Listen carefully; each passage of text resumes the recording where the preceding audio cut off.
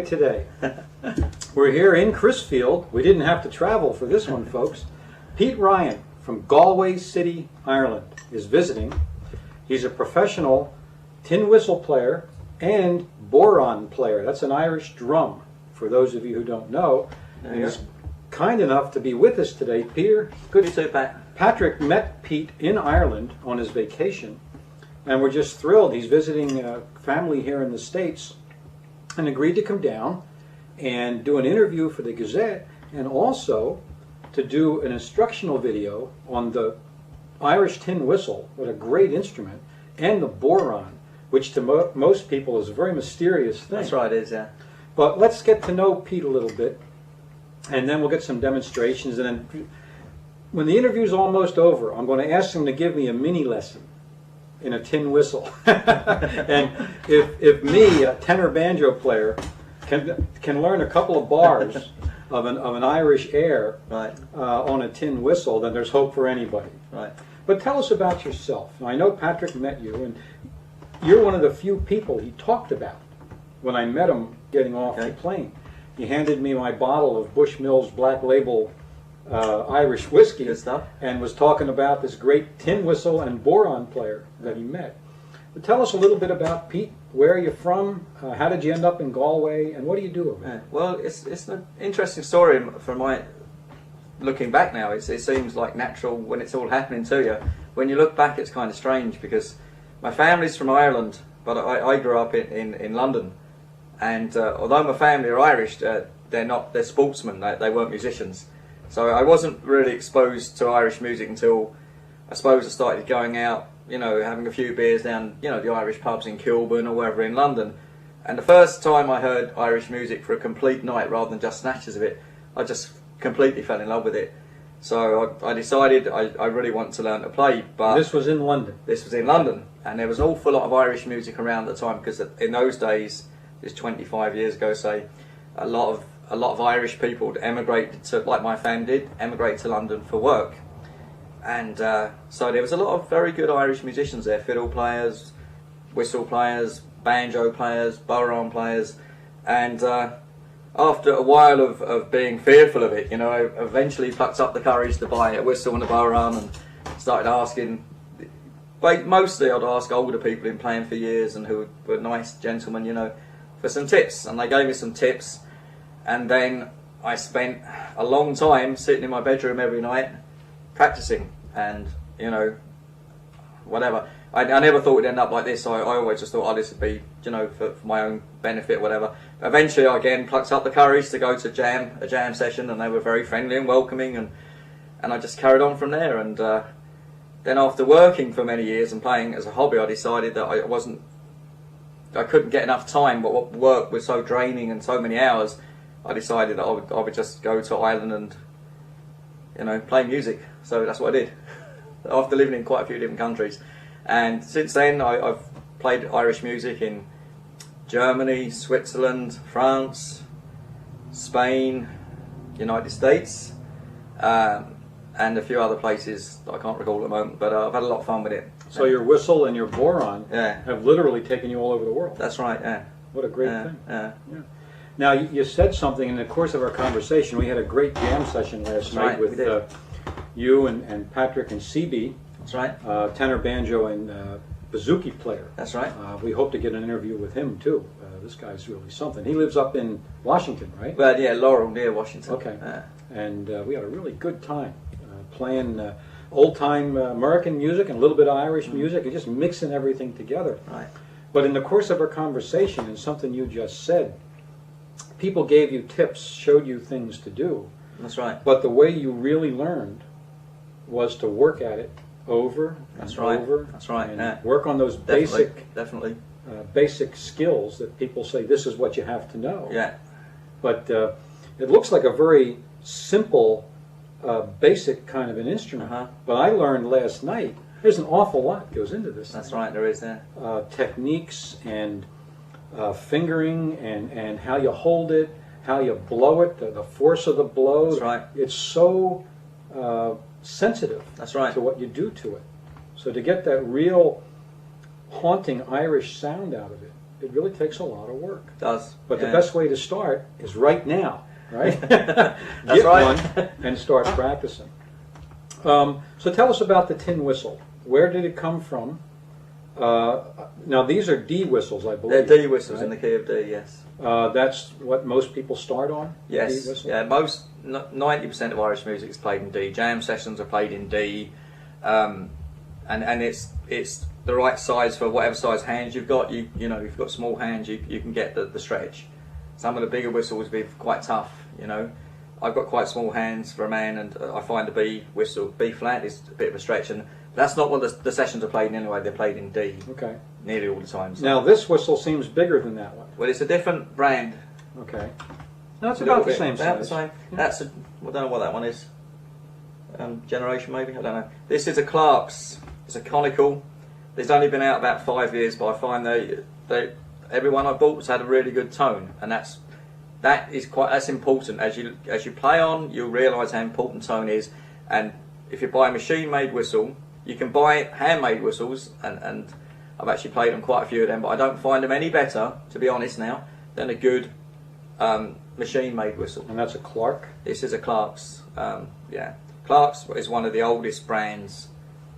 It probably is the oldest brand of continuous tin whistle makers in the world. Have been going since about the 1840s. I've seen their ads in some of the trade magazines. They're fairly big over here. Probably most music stores have a display of Clark's whistles. Yeah, I'd say so. Yeah, they're an original penny whistle. Yeah. There was a man called Clark, strangely enough, in England, although there was tin whistles all over the place, but he made whistles. He's the first one who machine made them. Found a way to machine make them. He sold them for a penny.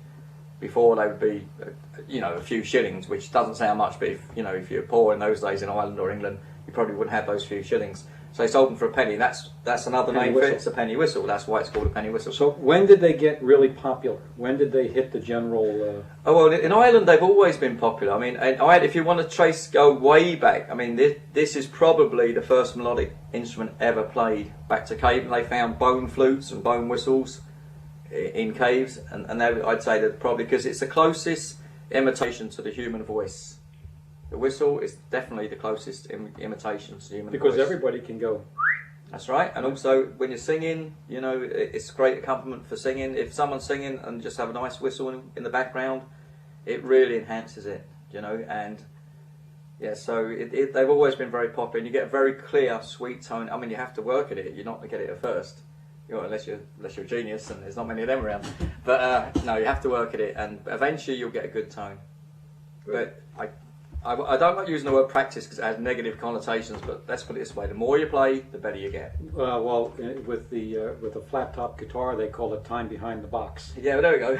And the more time you put behind it, the more is going to come out. Yeah. It's just exactly like an athlete training. Yes. The more he does his runs or high jump or whatever, the better he's going to get. Yeah, believe me. Peter didn't wake up one morning and pick up a tin whistle. I wish. If it was that easy. Yeah, I've been playing about 25 years now, and some of the time, first of all, I was playing intensely for the first 5 years or so, and then I was doing a very physically demanding job for a good long while, and I just didn't have the energy to. That's why I decided, I'm not getting anywhere doing this. Wasn't what I wanted out of life, so I don't have as much income now, but I don't care. I'm much happier. I'm doing what I want to do. You have a very satisfying and full life. Very high quality of life. That's great. And that's very important. Yeah. You can slave and work at a job you hate and die a very unhappy man. Exactly. Yeah. Okay, so this goes back a ways. They used to sell for a penny. Now they sell anywhere between $5 and $10, I think. That's right, yeah. $5 and $10. Yeah. I mean, they've been played in the Irish music sense for thousands of years as well. Although really Irish music was developed from chanting really and harp playing, and it was a genealogy of the clans. This is thousands of years ago. Then the bagpipes would be used to go to war, and eventually out the chanting, singing developed. There's still a style of singing in Ireland which is based on chanting called Seanos, old style, which is quite interesting. It's not singing, it's not quite singing, it's not quite chanting, it's somewhere in between. But that's paganistic. That's descended direct from the paganistic. Which would be the paganistic Druids? Yeah, around the time of the Druids, exactly. From about 2,000, 3,000 years ago, this paganistic. art form has come down, and it's still very pure. It's still there. It's amazing. Now, we were talking last night, I'm going to get off the subject of music for just a minute.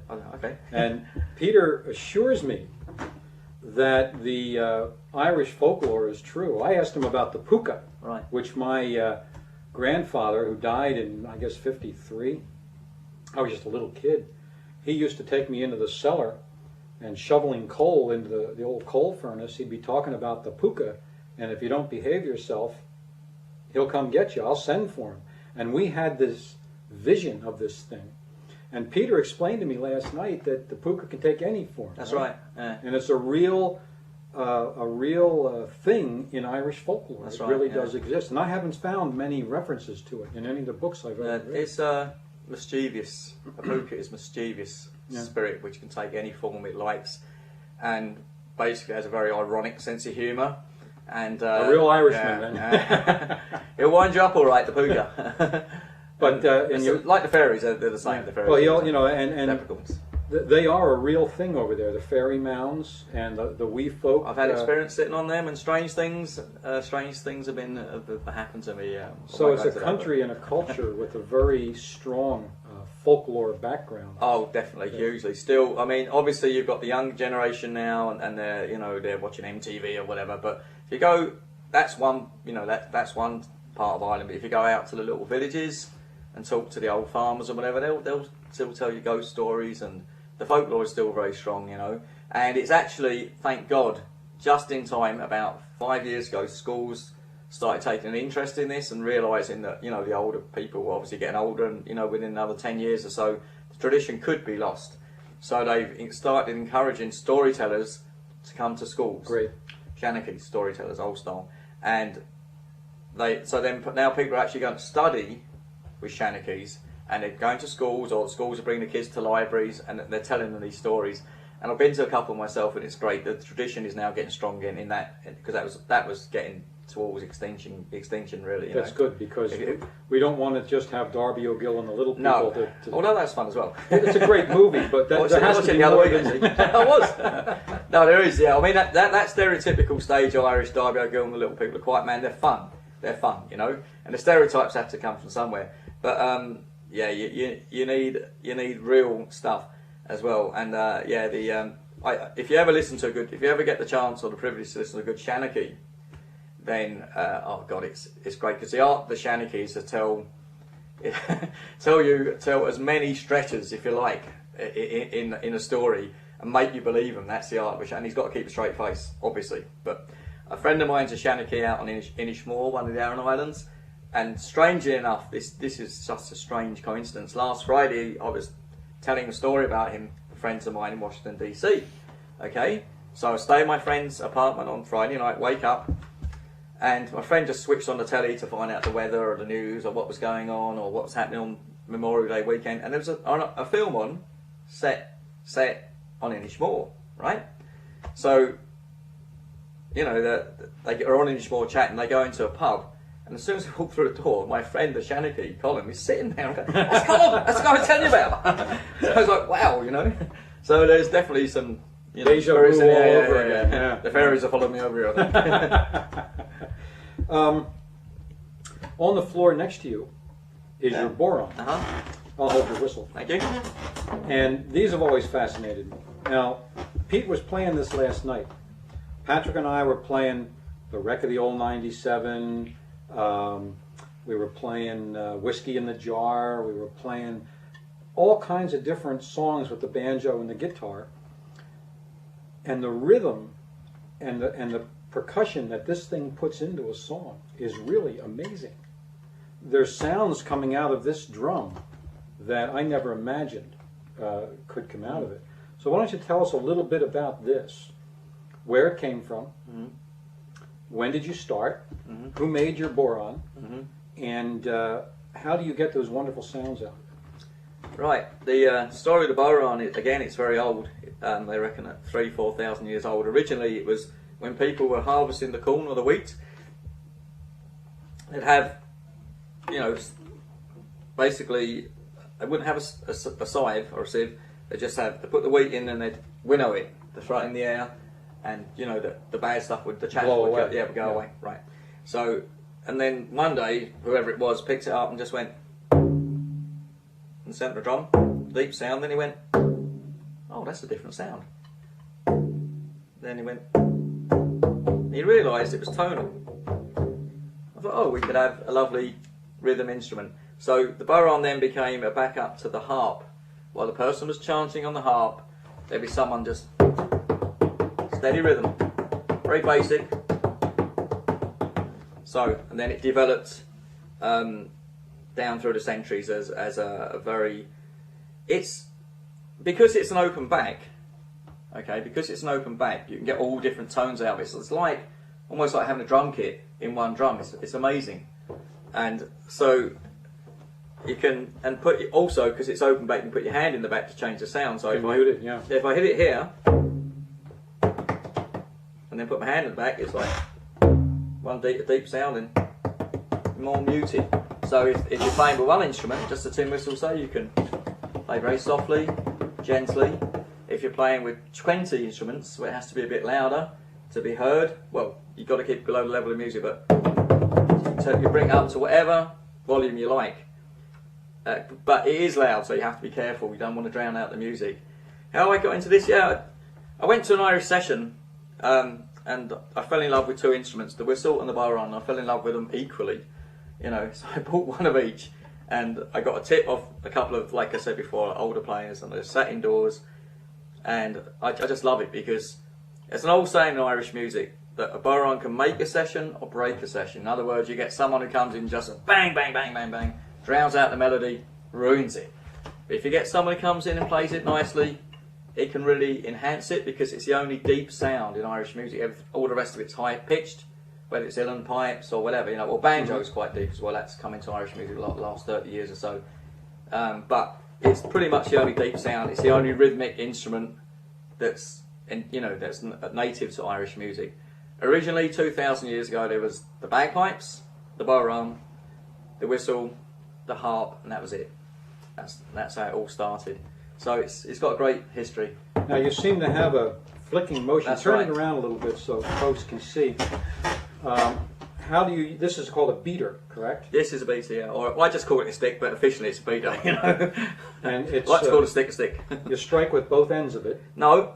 This is why. Okay, there's two things that, like 99% of people see you playing a bodhrán, they think they see it's an optical illusion. They see two things, right? They think you're playing with both ends, which you're not. Okay. Just playing with the bottom end, and they also think, like most people think, you're playing it like that, which you're not. You're playing it across the drum, because if you're playing like this into the drum, there's a bigger bounce off it. You can't get any speed up, and it's harder on the wrist. And it's actually a wrist motion. It's not arm, because most people will start and they use it. And I did before I asked for advice. I was like throwing my arm all over the place.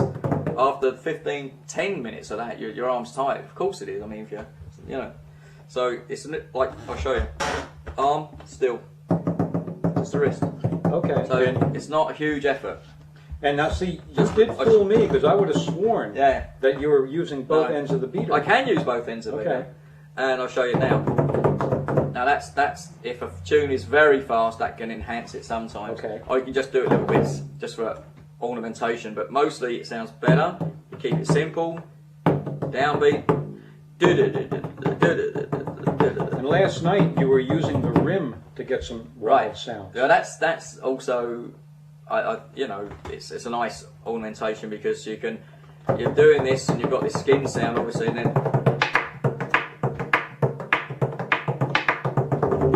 it really, just gives it a bit of jizz. Well, every once in a while, a drummer, you'll hear him use the rim of right. his drum to enhance the sound. Yeah, or you can just sometimes give it a bit.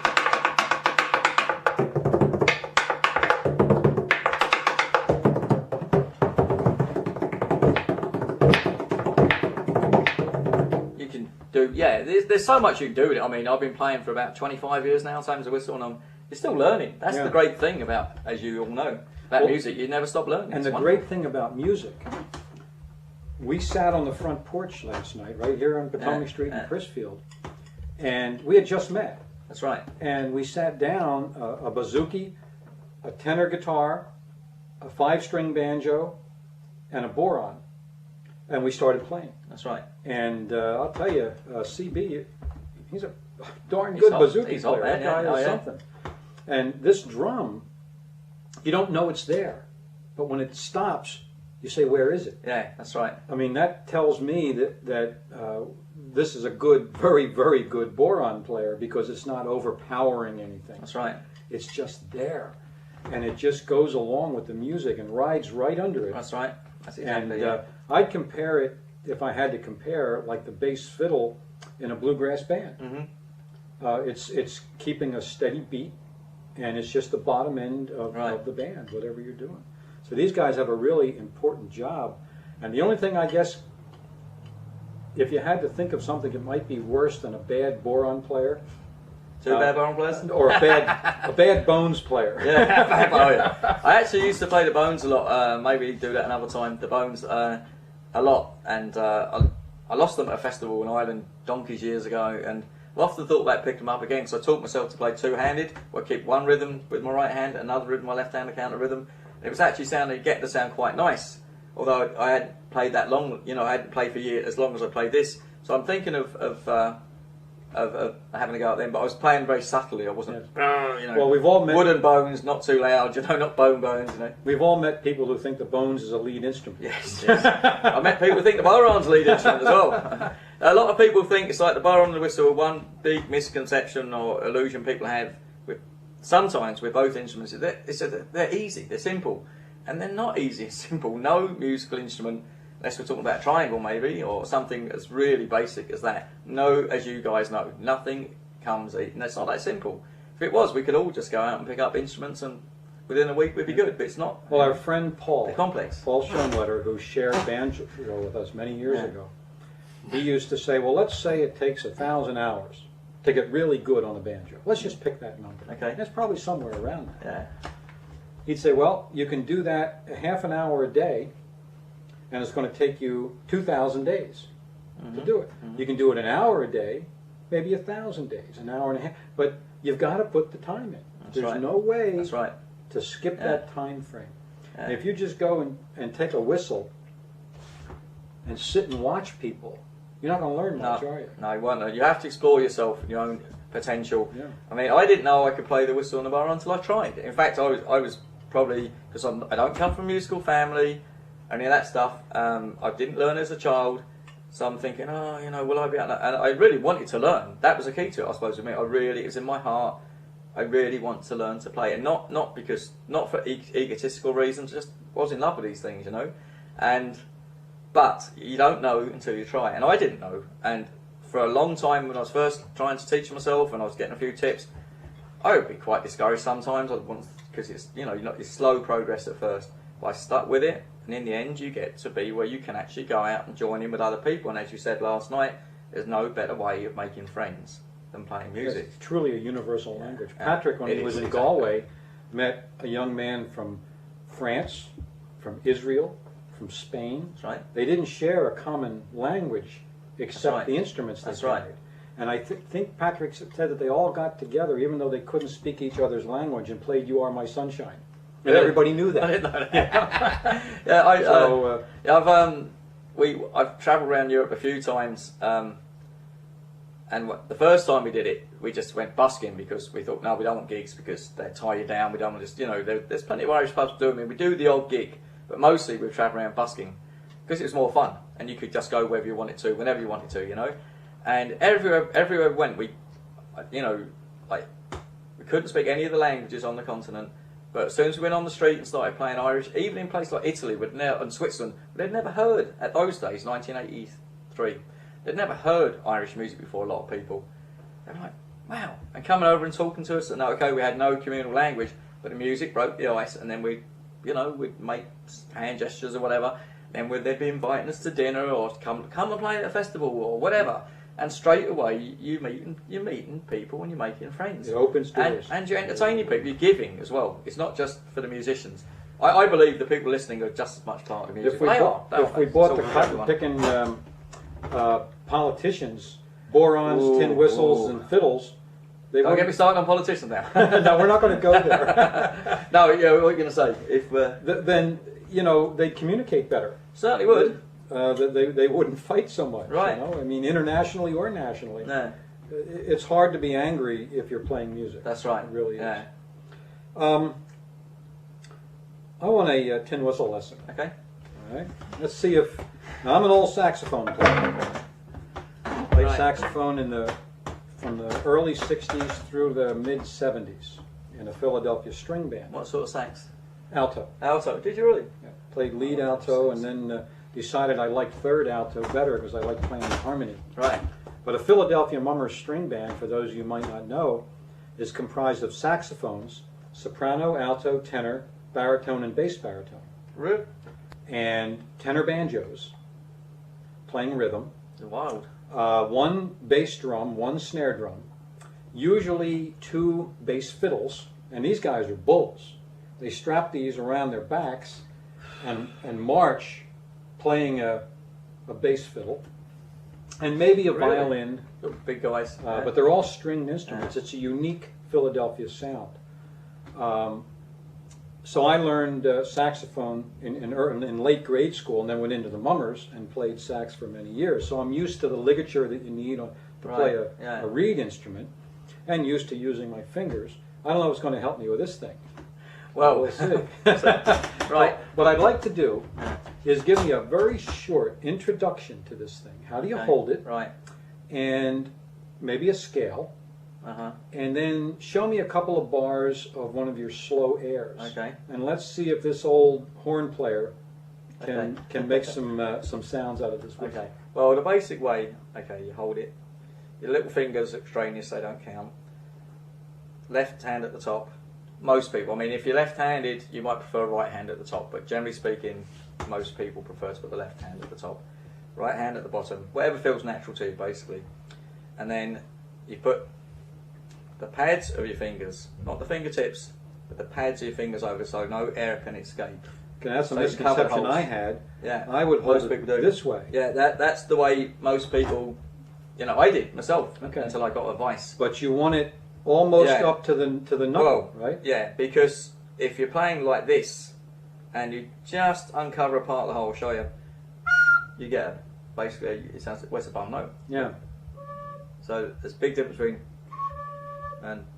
Well, it's almost like hitting the fret wire on a string instrument. It doesn't sound good, Yeah. So cover it good. Cover it well with and use the whole flat of your finger. And just on your lips, you don't have to put it between your teeth or anything. Just put it just gently inside your lips. Now blow gently.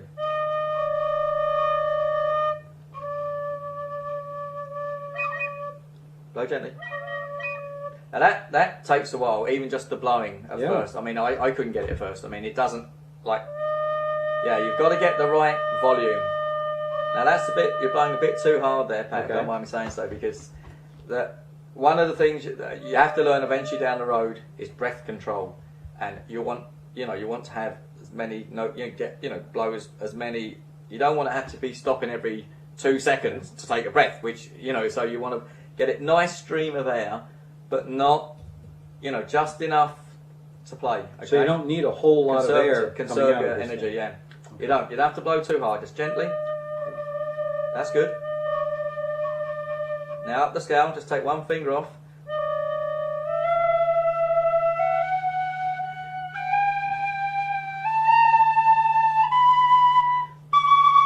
Now cover all fingers, all the holes again. Blow a bit harder. Yeah, that's the hard. It gets even harder then. And there again, breath control. Yeah, that's right. I notice now you don't have to blow as hard, or I don't want to say hard. You don't need as much volume there to hit this note as you do to hit that note. You need to hit the bottom note. The D. This is a D whistle. D is the bottom note. E, F, G, A, B, C, top D. That's the scale. But now try one finger. Yeah, you need quite a bit less breath. So that'll come to you. Like Gary Player, the great golfer, said when someone called him lucky, he said, "Do you know what?" He says, "The more I practice, the luckier I get." We'll have to put that one in our bag. We'll have to put that one in the video. Yeah. So it's definitely, you get a sense of achievement. Of course you do. You know yourself from learning the banjo. First of all, you're fumbling around, plateaus. Yes, Yes. exactly. But the plateaus they never stop. No. People, I know musicians who think they've reached the top of their musical instrument and they stop learning, and it's a mental shut off with them. But you never stop learning. Probably the greatest flute player, not whistle but flute, the big Blackwood flute in Irish music, is a guy called Matt Malloy, and he's got a pub in Westport. If you ever get over to Ireland, Matt Malloy's pub, and he quite often plays in the sessions. He's in the Chieftains band. He's a great flute player, and they interviewed him recently, and they said, "Well, do you think you're good yet, Matt?" And he's brilliant. This guy, I mean, he's devoted his whole life to it, and he says, I'm getting good now." He says, "I'm getting good, but probably the time I'm good," he says, "I'd be too old to play it." He was really, and he meant it. He was really humble, and he says, every time I want to learn, I go back to the source. He goes back and plays with the 85-year-old guys who's still out there playing on the farms. You get a lot of them old guys in Ireland working their farms still, playing the whistle and whatever. And humility is the key, as you know yourself. You never think, "Oh, I'm good now, I can stop learning," because learning will come to you whether you want it to or not. If you keep your mind open, this is what I find.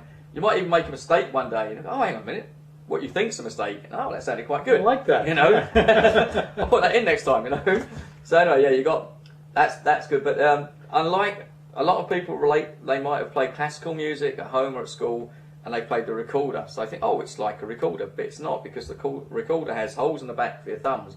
So if you want to play the upper octave, you just take the thumbs off. Well, now on the sax, I remember, we had an octave key, but you still had to change your breath to get it. Did you? Okay, Yeah. good. Well, you had to sort of peek up to it. That's right. So this, and the same on the whistle. It's a versatile instrument. It has 2 octaves. Like the Scottish bagpipes, for example, don't have only 1 octave. Do you know? Now, blow harder.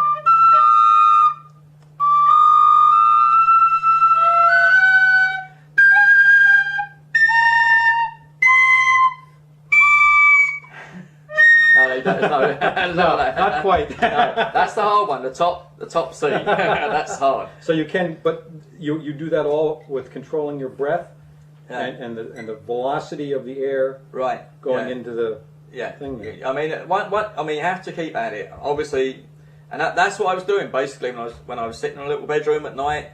I wasn't trying to learn to play tunes first. I teach myself part of a tune, or I had part of a tune, or practice that. But mostly what I was doing was the basics, which is up and down the scale, trying to get the tone right. Because if you haven't got the tone right, and the breath, the breath control and the volume.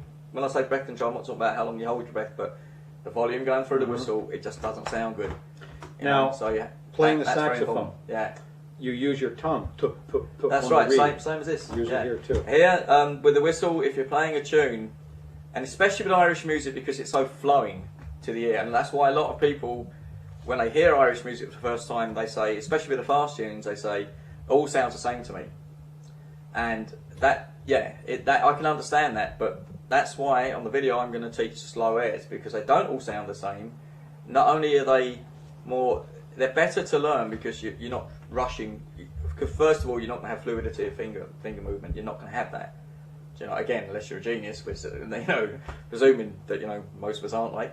You're not going to have fluidity of finger movement, so you're going to have to.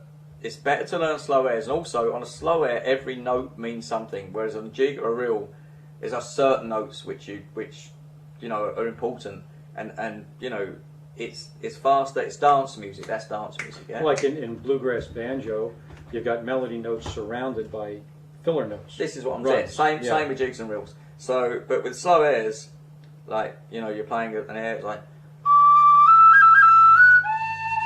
every note meant something there. Okay. All those notes meant something. Let me try that. Okay. What are you doing? I know it's not going to be right, but let me see if I can get the finger motion down. But that's the tonguing anyway. Sorry. Okay. The tonguing when you're playing, you got to go. It's just like now, just blow and do that. And it emphasises the note basically, so it's like a downbeat on a rhythm instrument. It just this is where one bar finishes. So or your tongue isn't actually touching mouthpiece. No, it's the touching the roof of your mouth. Roof of your mouth. Yes. You're not actually going like that. It's just doing that but you're just hitting the roof of your mouth. But Yeah. Ch. So emphasize. Now, when I first learnt it, because I was mostly teaching myself, I was actually doing too much tonguing because it's to emphasise certain notes to give the music more form, if you like. So I was doing too much tonguing, and so it was. I realised one day I was listening to. Sometimes you have to listen to yourself as well. It's very important music. Every now and then you have to step back, listen to yourself. Instead of just playing a tune through, you go, well, and then try a few different things and whatever sounds best.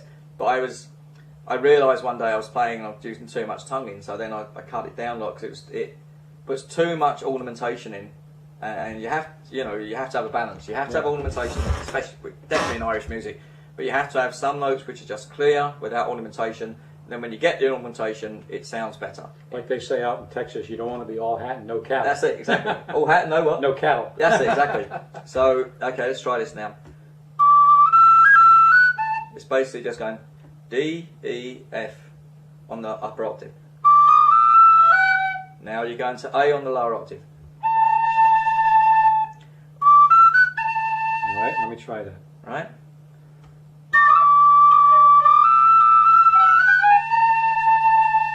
And then F, A, B, Whoops. You kind of repeat that first bit. That's it. So like this is a very old slow air. It's called 17th century slow air from Ireland. Okay. Now, if I sat with you for half an hour, yeah, I could do this. You sat me half an hour. I'd say I'd get a piece of that air. You definitely get a piece. That's how actually that's exactly what I did the first time I ever spoke to a friend like this. My friend Tony Smith, and he gave me a piece of a slow air, and I just went home and practiced that one bit. As well as all the scales. I'm looking for weeks. We're going to be filming the instructional sounds video. Tedious, but it's not, guys. It's right not. After we're done here. Yeah. I'm looking forward to it. Now I have something to work with. Now it sounds okay. It all sounds very tedious, and we're being all serious and everything. But it's not simply because you will progress. You will progress. And if you think what else you could be doing with your time for that, say, whatever you can afford, but I would say it's better to do 20 minutes, half an hour, even if it's only that every night, rather than do 2 hours twice a week. Would you agree with that, guys? Yeah. Oh, absolutely. Absolutely right. And if you, I found sometimes I've sat down, I've got half an hour spare, I'm going to practice, and I might 2 hours later I'm so lost in the music, I'm still practicing, I'm really enjoying it, but with the practice, I say first of all, clear your mind. It's almost like meditation.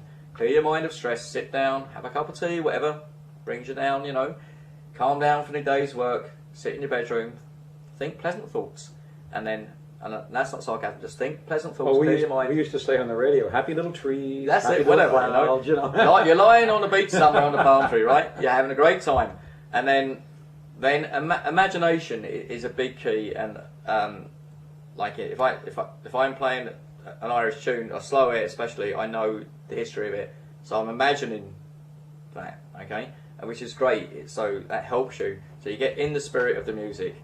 But it sounds tedious, but you will make progress. And when you make progress, you feel great.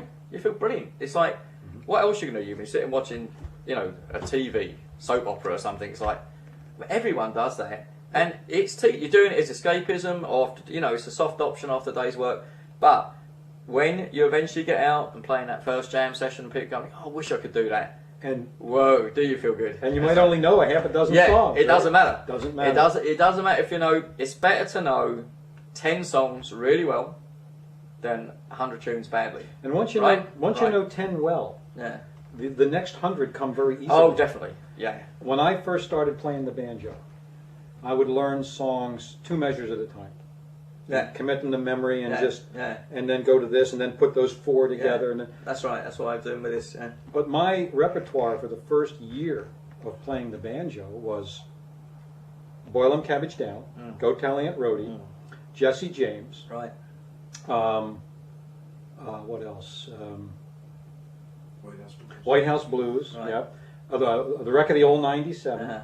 And I learned to play those so well that I didn't even think. Right. You don't have to. You stop thinking I have to do this next. Right. It becomes part of you. That's It's right. amazing. Yeah, but it's the result of a lot of practice. That's right. Yeah. Once the whistle or the banjo, whatever it is you're playing, becomes, you feel like it's just become an extension of yourself almost. You know, then you know you've come a long way really. Yes. And the same with me. The first year, I maybe learn, say 6 to 10 slow airs, maybe a bit more, maybe say 6, 10, whatever. I can't remember now. But I could go to the sessions and play the slow airs because there were slow airs. But I was going to a lovely session where you'd have jigs and reels and slow airs, which quite often you don't get in Irish music sessions, sadly, because they're beautiful. But I could also, I was coming along the bowrance, I could join in on the fast tunes. I didn't know which was nearly all of them, and whatever like that. But it's important to play any tune well. Give it respect. Don't just okay, I've half noticed. I know some musicians who came in it from the angle. They wanted to learn 500 tunes real quick, and they'd learn quarter learn a tune really. Okay, they knew all the notes and they knew the right order, but that's not really learning the tune. As you know yourself, every tune has its own signature. Any agreement here, lads? Or disagreement? That's what I think. Yeah. And you have like Paddy Keenan, who's one of the greatest players, exponents of Irish music, plays fiddle and pipes, says you'll never have more than about 15 tunes really down at any time. Now he knows hundreds, but it depends what he's been practicing lately. You'll never have more than about 15 tunes, 20 tunes maybe completely down, where you go all around all the corners, you express everything you want. So this is a great musician saying this, So, but it's that's the way I taught myself. I taught myself in segments, got to know the tunes really well, and then it will come. And then your ear gets better. That's right? the way Pete's going to be teaching in his workshop. So Yes. we're really excited about that. And there's also going to be a boron workshop too, Yep. taught the same way. So we just wanted to give you a flavor. This is not easy, believe me. The control of the breath, the ligature, the tongue, but it is very doable. It is. And I feel that I can learn a couple of your airs on this. Yeah, sure. I'm going to do it. I'm going to devote a little bit of time with Patrick, and we'll work on these whistles and put another skill into our rather limited repertoire. Right. Would you do me a favor? Certainly. Say a couple of words to our viewers about embarking on a musical journey. People are asking us, and I don't know if we should go here or not, but I'm going to bring it up. Right?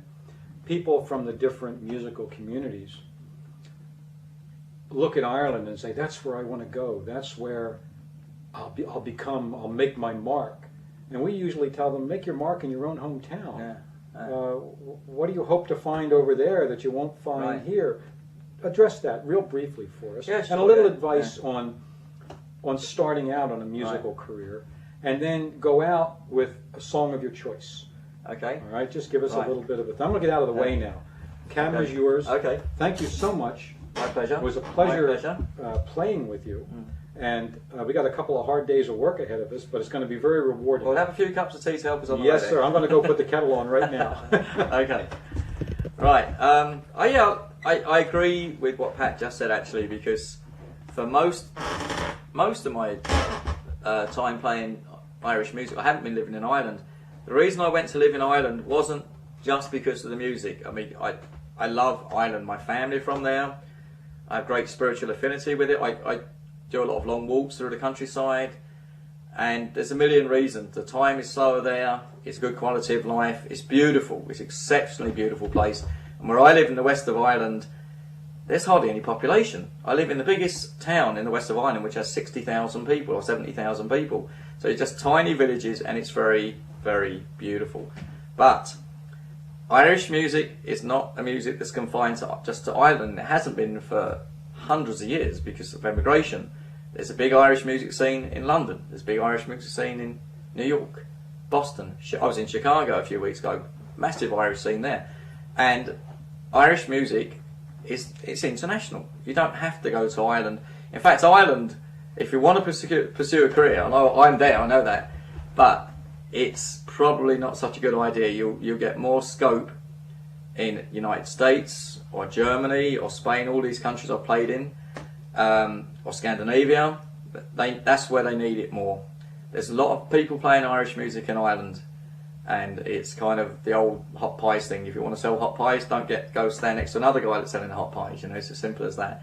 But some people go to Ireland and go to little villages to learn, and you will learn from other, like some of the other aspects of Irish music about like sessions and whatnot like that. What's the other thing you wanted me to talk about? Is that it? Was it? The starting out on a musical career. Yeah, that's very using that as a way of life. That was very interesting for me, because I just fell in love, as I said before, with the Wus and the Bodhrán, and I just wanted to just play them to play them. I didn't have any projection, any plan. I wasn't thinking I was going to end up as a full-time musician by any means. I didn't think I was going to play gigs. You know, I was quite a shy person when I was young, although maybe you wouldn't think that now. I was quite a shy person when I was young, and I was terrified to get up on stage, the whole 9 yards. And but it's turned out to be a great adventure, and if you have an adventurous spirit, there's nothing to stop anyone going anywhere. Australia's crying out for Irish musicians, you know, and you can make a good living. And you know, it's just turned out to be this great journey for me. All my close friends now, virtually all my close friends I've met through playing music. I don't know. It's just I feel I stumbled on it really, and I feel I'm very lucky. I put the effort in. I put a lot of effort in. I put a lot of time in. But it's a great life, I have to say. If you have no other commitments and you can do this, I can recommend it wholeheartedly. I mean, it's not a bowl of cherries. Travelling can be hard work. You can get publicans, pub owners that don't pay you the money after the gig and all that. All this stuff can happen to you. But if you weigh it all up, yeah, it's a good life. I'm very happy.